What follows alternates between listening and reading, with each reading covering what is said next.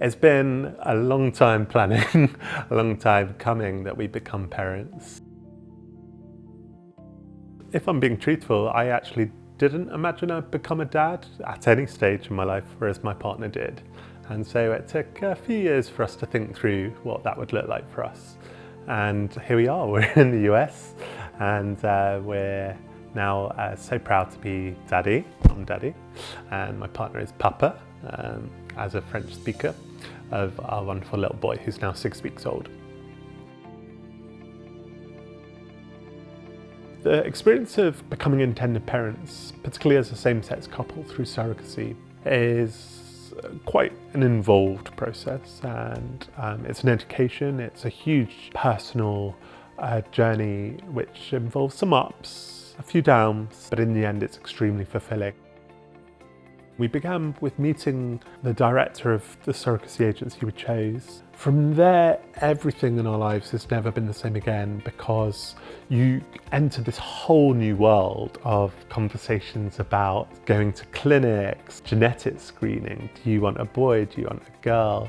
We had a number of different profiles provided, but in the end, actually, what really mattered to us is how the particular questions that someone was posed by the surrogacy agency were answered and addressed, in terms of like, what's someone's personality like?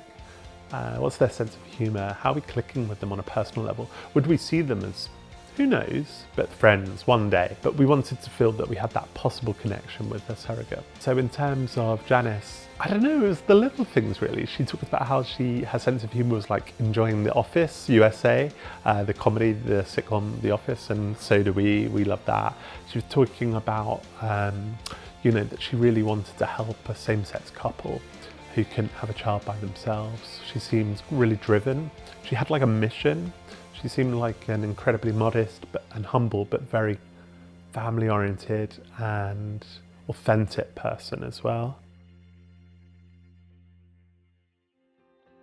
There was a lot of, I don't know, just something in the air, like when we were eventually called like 20 or 30 minutes before our son was delivered to the ward, because we'd been downstairs in the hospital.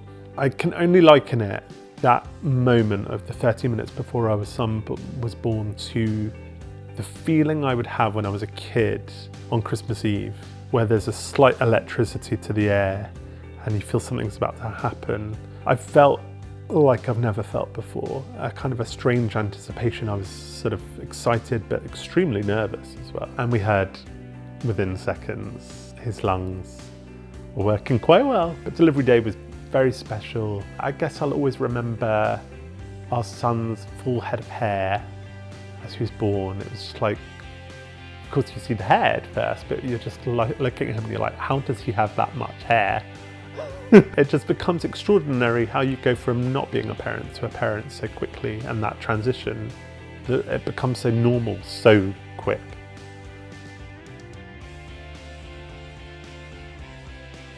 Absolutely I do, absolutely, yes. I feel very strongly about this topic. I feel very strongly that surrogates should be compensated because they're giving up a whole year at least of their life, their family life. They're doing way more than that. Our surrogate did way more than that. They're in contact so often, they're reaching out to you, they're making such an effort to not just carry the baby, but to be part of your life. And so yeah, I feel very strongly that surrogates should be compensated. I think this is about actually giving some significant recognition of a family's time and what they've done to create new life, to give us a family.